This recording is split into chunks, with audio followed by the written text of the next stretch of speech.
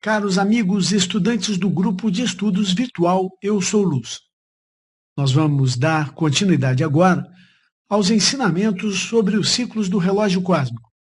Esta é a aula número 5. Se você ainda não assistiu aos vídeos anteriores, sugerimos que o faça desde o vídeo número 1.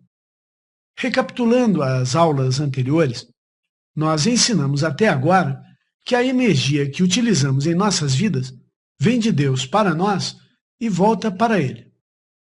Porém, vimos que Deus não aceita receber menos do que a energia perfeita. Se Ele nos deu pura e perfeita, deseja recebê-la pura e perfeita. Ele nos deu uma missão e quer ver se a cumprimos. Vimos que o retorno de nossa energia para Deus, quando é aceitável aos seus olhos, permanece como nossa em níveis etéreos, junto à nossa presença Eu Sou, em nosso corpo causal, que é o nosso banco no céu, a nossa estrela que brilha com a energia das nossas ações corretas. Quando Deus recusa a energia corrompida, a energia que não consegue subir, a energia mal qualificada por nós, ela pesa e nos mantém presos na roda viva de reencarnações, como uma âncora presa na Terra. As reencarnações são necessárias não só para a evolução do homem, como também para que possamos resgatar esta energia perdida, derramada, mal qualificada em vidas anteriores. Toda a energia que Deus nos deu deve retornar para Ele, em glória e vitória. Toda a energia que um dia saiu de nós, sai com o nosso selo e retornará para nós, de uma forma ou de outra. Estudamos também que somos todos conectados entre nós. Somos todos um só corpo na Terra e buscamos ser um só corpo com Deus no cosmos. Precisamos nascer do útero da Mãe Divina, sermos paridos de embriões do divino que somos, nós, humanos, para nascermos como filhos do Deus Altíssimo. De reclusos na Terra, em corpos humanos, para sermos livres no cosmos, conquistando não só a liberdade, mas também a vida eterna. Para que tenhamos este nascimento realizado, que chamamos de vitória da ascensão, precisamos atuar na Terra, assim como Deus no céu. Precisamos aprender a utilizar a energia cósmica cedida por Deus para que a vida possa manifestar o seu plano, assim como Deus a planejou. Precisamos ser o coração, a cabeça, os pés e as mãos de Deus atuando na Terra, tornando a vida melhor para todos. E para isso, precisamos aprender a manter a comunhão com os mestres ascensos, que são os filhos de Deus, já livres no cosmos, e aprender a utilizar os raios secretos. Os mestres ascensos, aqueles que já nasceram para o cosmos, que já estão livres da roda viva de reencarnações. Todos podemos demonstrar nossa filiação divina, se entendermos que o Pai, a energia e espírito, pode fluir através de nós e realizar milagres. O milagre nada mais é do que a reorganização da vida, que de alguma forma se corrompeu por ter se distanciado de Deus. E os raios secretos são a forma de permitirmos a Deus atuar através de nós para este fim. Nesta aula número 5, falaremos sobre as chagas de Jesus Cristo. As chagas são as feridas que Jesus sofreu, feridas que sangraram. Veremos que estas chagas estão intimamente relacionadas com a utilização dos raios secretos e, consequentemente, com a distribuição correta da energia que Deus nos cede para viver a cada dia. Os ensinamentos dos mestres ascensos ensinam que as 5 chagas de Jesus estão relacionadas aos 5 raios secretos, relacionadas com pontos de difusão destes raios. Jesus não foi ferido sem razão.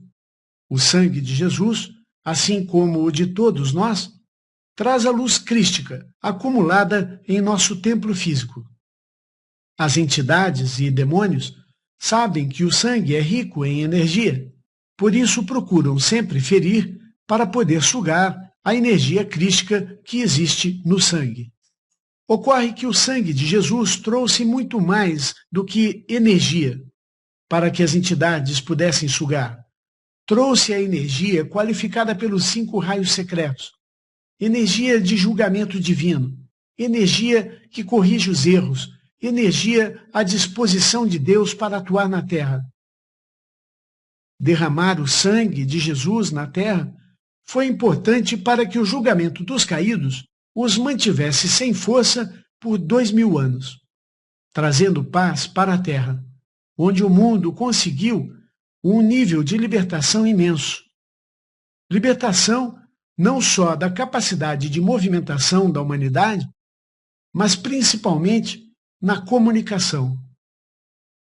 Não fosse Jesus sangrar na cruz, nós não teríamos um mundo organizado e livre como hoje. Se você acha o mundo ruim, acredite, seria muito pior do que presenciamos hoje. E então vem a pergunta: onde estão realmente localizadas as chagas de Jesus? São chamadas as chagas de Jesus as feridas causadas a Jesus na hora da crucificação. Vejam os pontos número 1 e 2 desse slide, as chagas das mãos feridas com pregos. 3 e 4, as chagas dos pés feridos com pregos. E número 5, a chaga da lateral do peito, causada por uma lança que atingiu o coração de Jesus.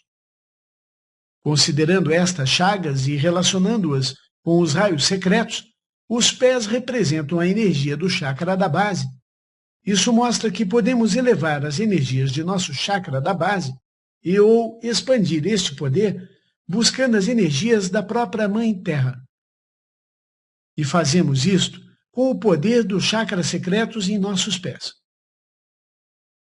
São estes chakras nos pés que têm o poder de trazer a energia do nosso planeta Mãe para atuar em harmonia com as energias do nosso Pai. Depois de elevarmos as energias da Mãe ao coração, utilizamos os chakras das mãos para direcionar com mudras as energias para atuarem em prol da vida no planeta Terra, assim como fez Moisés para ajudar seu povo a vencer a batalha contra os amalequitas, como foi explicado na aula número 4. Somos nós, as crianças de Deus, que precisamos elevar a energia da Mãe Terra para o coração, onde encontrará então as energias de Deus Pai. Muito legal. Mas e as outras chagas, por que não são consideradas? Se a palavra chaga significa ferida aberta, Jesus não teve outras feridas abertas, além destas mencionadas como chagas de Jesus? Porque se você procurar saber onde são as chagas de Jesus, estas são as chagas consideradas. A resposta para esta pergunta é que a crucificação de Jesus não se iniciou no momento em que ele foi pregado na cruz, mas sim no Monte das Oliveiras, quando ele foi preso e levado para ser condenado. Vamos então estudar essa história. Tendo Judas tomado a companhia de soldados e guardas, fornecidos pelos pontífices e fariseus, foi lá com lanternas, archotes e armas. Mas Jesus, que sabia tudo o que lhe ia acontecer, adiantou-se e disse-lhes: A quem buscais? Responderam-lhe: A Jesus Nazareno. Disse-lhes Jesus: Eu sou ele. Estas palavras liberaram tal energia e de poder que os soldados caíram ao solo. Então o tribuno e os guardas dos judeus prenderam Jesus e amarraram-no. Primeiramente, levaram-no à casa de Anás. O pontífice interrogou-o sobre os seus discípulos e sua doutrina. Jesus respondeu-lhe: Eu falei publicamente ao mundo, por que me interrogas?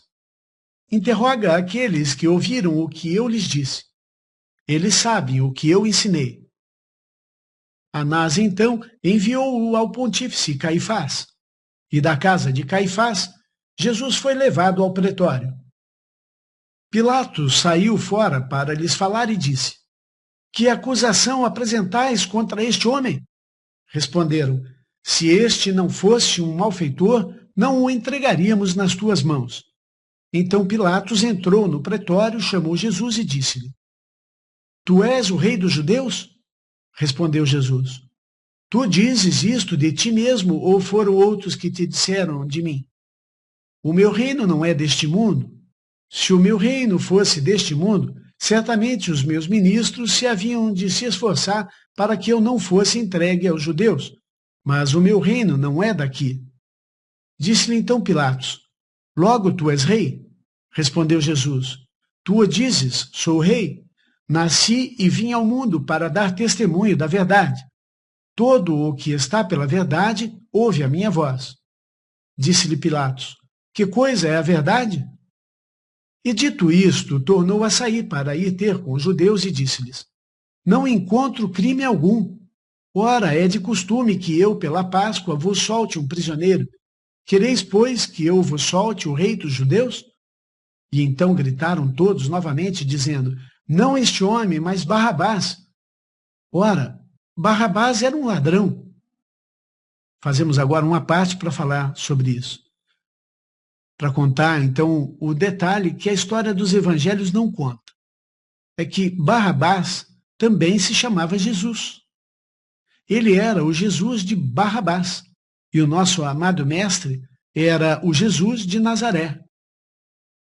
Como ensinam os mestres, para cada mestre existe um antimestre.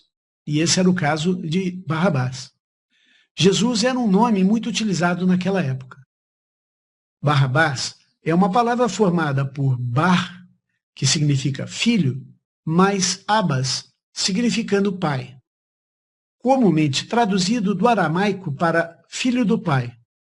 Porém, bar é uma palavra que pode ser traduzida no judaísmo, no alemão e até no inglês, significando urso.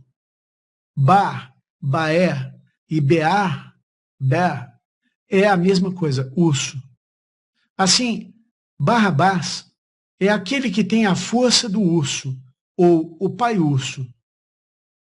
Indiscutivelmente, o urso é um animal conhecido por conseguir tudo na base da força e da violência, assim como Barrabás o fazia. Barrabás acreditava na violência.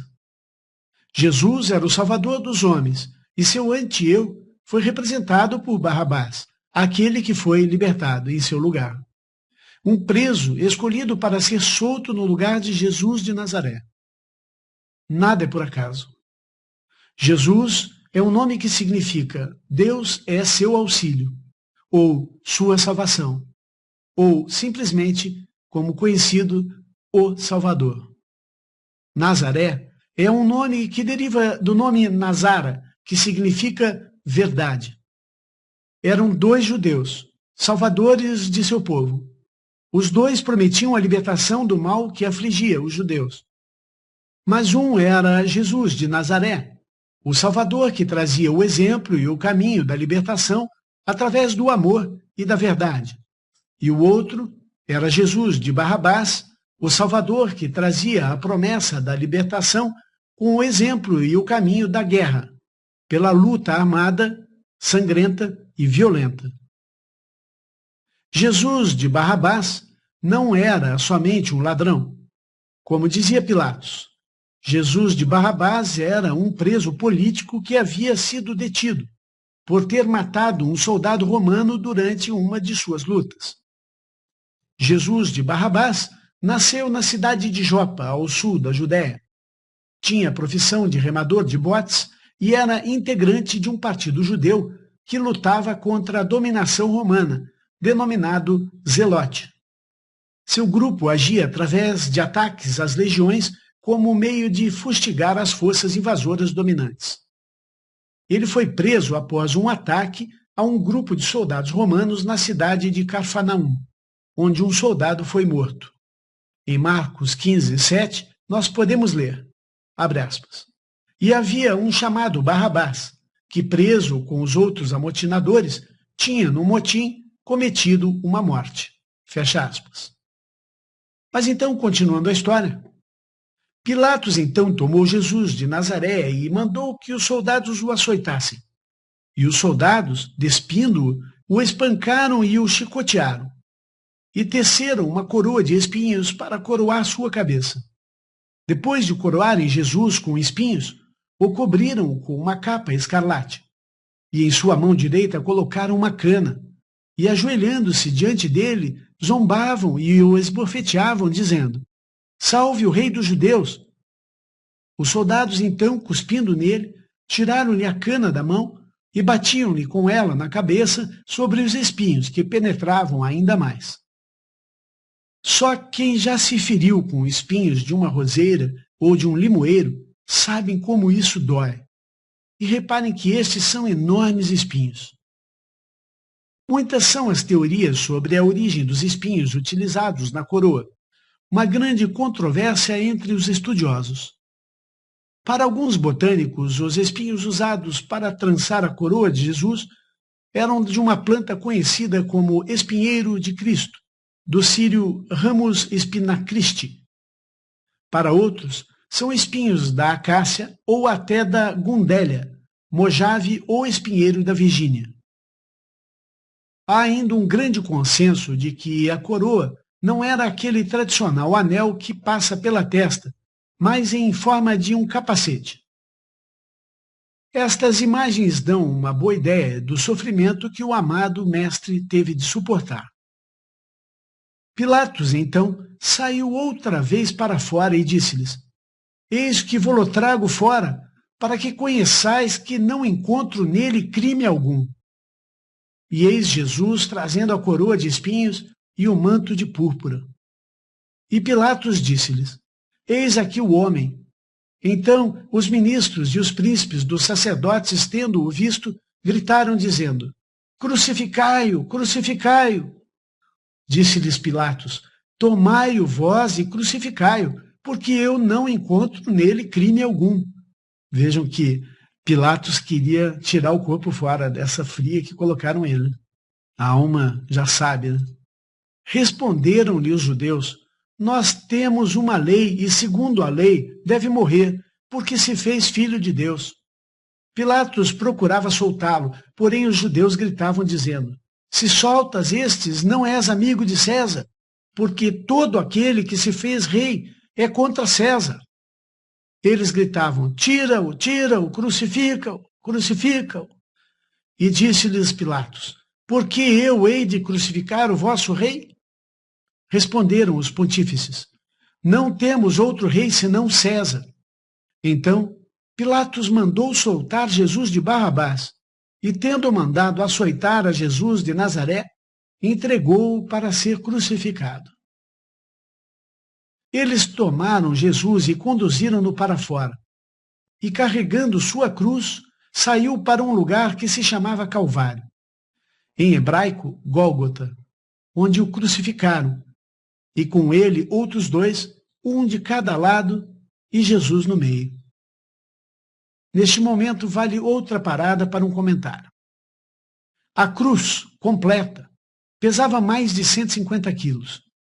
Era humanamente impossível carregá-la. Os homens crucificados naquela época carregavam apenas a parte horizontal, que já era extremamente pesada. Esta parte horizontal não era pregada na parte vertical, mas sim colocada sobre ela, como se fosse um grande T. Mas como Pilatos mandou escrever uma placa e colocou sobre o T, seu formato passou a ser o de uma cruz.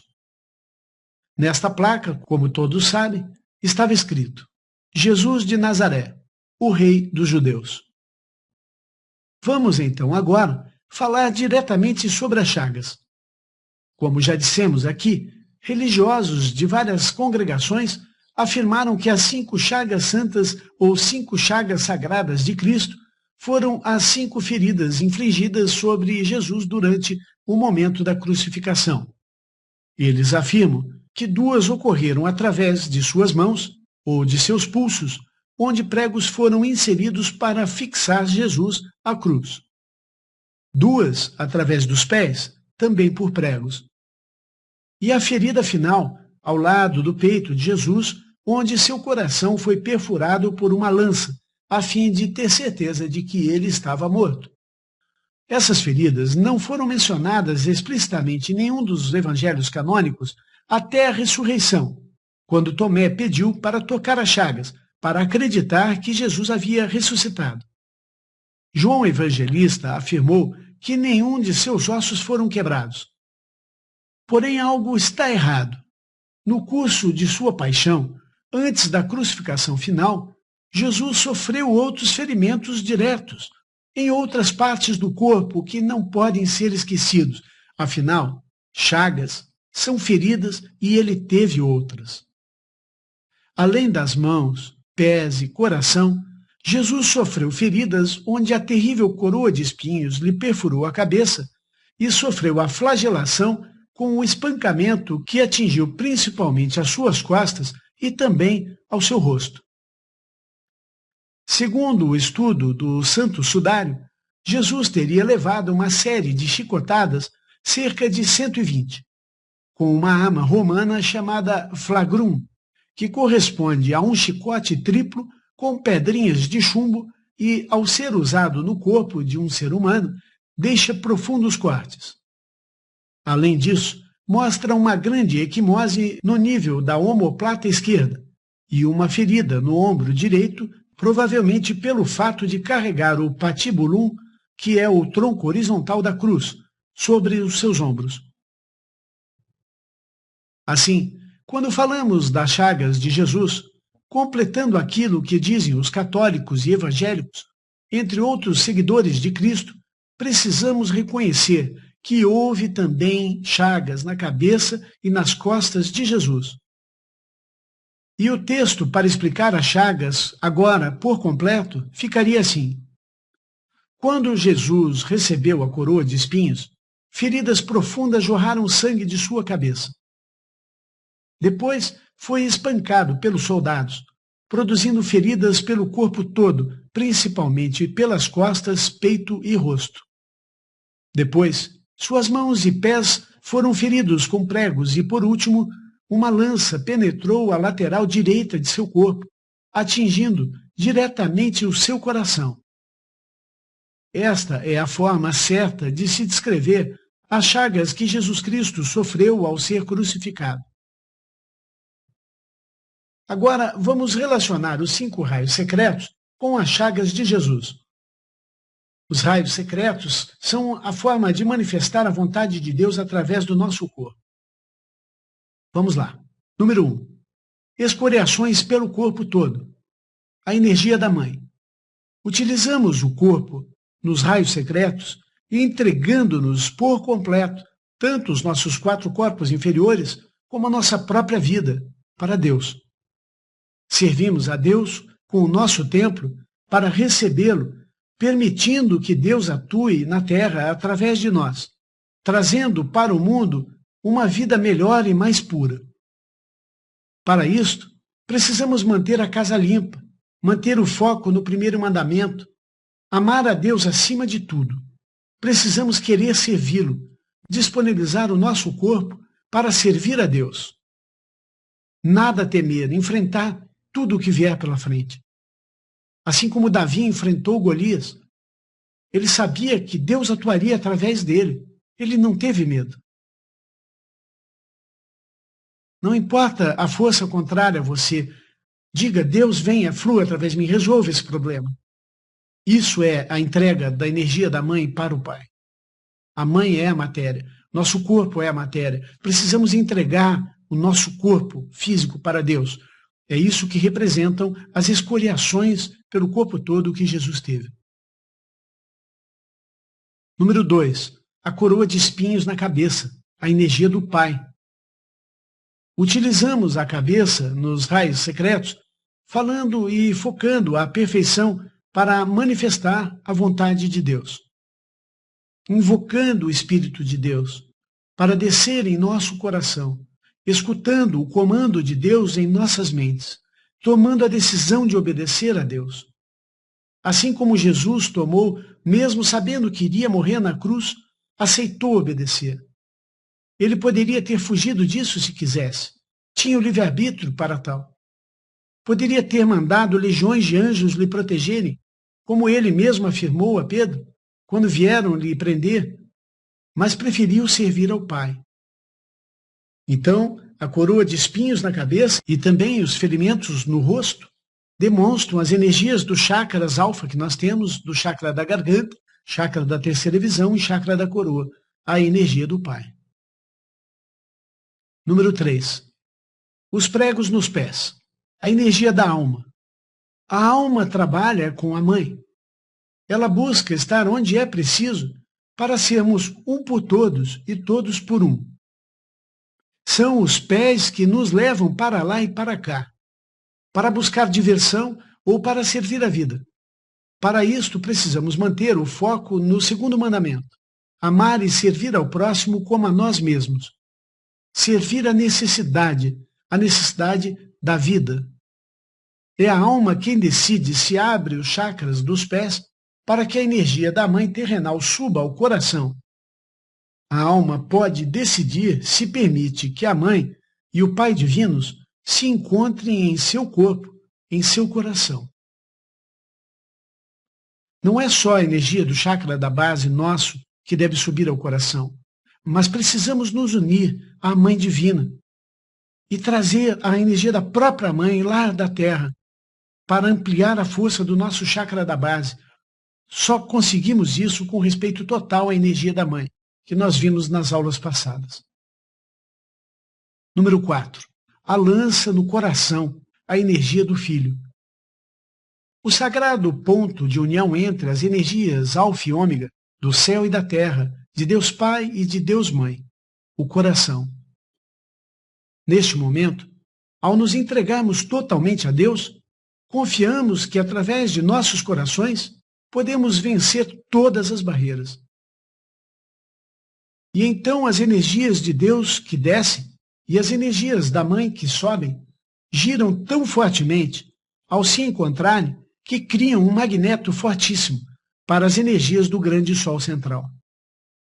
Esta união traz para o coração o encontro da energia de alfa e ômega, que ao se encontrarem produzem a energia eterna, capaz de gerar vida eterna e fazer milagres sem fim e sem limitações. Este é o poder de fazer o ser humano se tornar um ser divino e poderoso. Exemplo que Jesus nos deu tão bem. Formamos um sol em nosso coração, uma fonte própria de energia, que tudo pode fazer.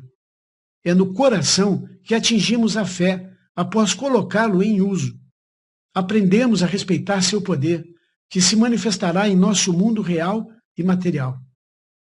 E assim poderemos afirmar, como Jesus fez: não sou eu quem faço os milagres, mas o Pai que habita em mim, através do meu coração. Número 5. Os pregos nas mãos, a energia do Espírito Santo.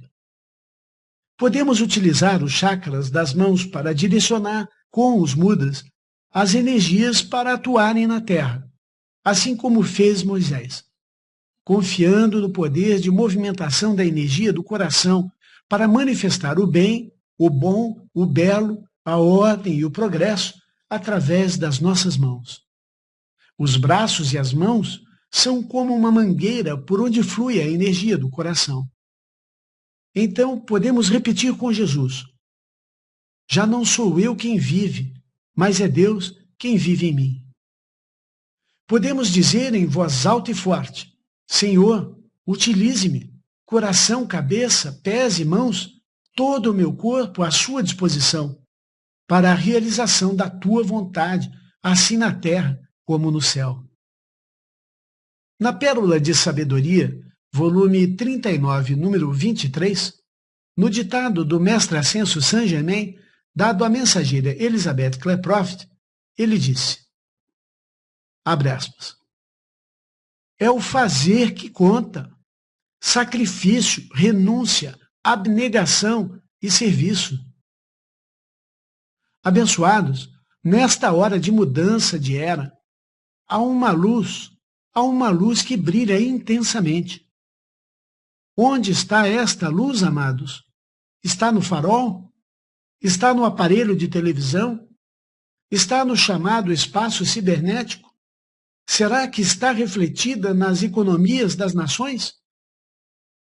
A luz que está nesta terra, amados, está em nenhuma parte, exceto nos corações dos chelas, nos corações dos devotos, e não importa qual a sua religião.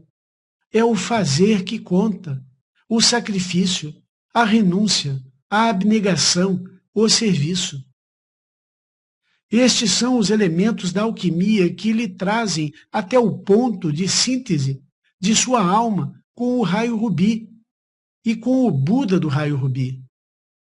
E, portanto, aninhado no coração do raio rubi, você compreende o que significa derramar o sangue de Cristo dentro de você, para dar de sua própria vida, para que milhões de pessoas possam seguir atrás de você e entrar na nova era. Saint-Germain, fecha aspas. Então vocês vejam como ele frisa a importância do coração e o sangue de Cristo, que é o sangue do Espírito Santo, que é a energia crística máxima, vindo através do coração na forma do raio rubi, que é um dos raios secretos, para que Deus possa atuar no mundo. Mas eu ainda estava só nesta certeza de que as chagas de Jesus, que representam os raios secretos, incluem também a cabeça e o corpo de Jesus.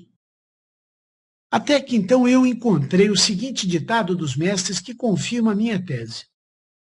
Na Pérola de Sabedoria, volume 33, número 16, de ninguém mais do que o mestre Jesus Cristo, dando um ditado à mensageira Elizabeth Klaproth, o amado mestre nos confirma.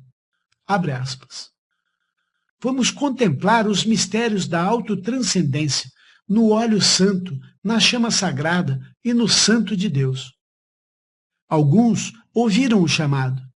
Alguns vieram realmente para o momento da fisgada do coração e da perfuração pela coroa de espinhos. Alguns entenderam os mistérios dos raios secretos e daquilo que é necessário para ser um cálice para o sagrado coração. Eu sou este cálice. Eu gostaria que você pudesse ser este cálice. Fecha aspas. Vejam, Jesus afirmou neste ditado que a coroa lhe feriu. Nesse mesmo ditado, Jesus faz um comentário sobre as pessoas que sofrem os estigmas. E ao final do ditado, há uma explicação sobre as estigmas, que confirmam aquilo que a grande fraternidade branca ensina sobre onde estão localizadas as chagas de Jesus. Abre aspas. Chagas ou estigmas são a reprodução cientificamente inexplicável das feridas da paixão de Cristo sobre o corpo. Então vejam que, ao contrário das religiões e de estudiosos, são as feridas durante a paixão de Cristo e não somente na crucificação. Essa é a confusão que as pessoas fazem. Continuando, os estigmas podem ser visíveis onde a dor é experimentada sem quaisquer sinais físicos, ou visíveis onde as feridas abertas ou cicatrizes são vistos nas mãos, pés, perto do coração, na cabeça, ombros e ou costas. Essas feridas podem sangrar de forma contínua ou periodicamente, e normalmente nas sextas-feiras ou durante a quaresma.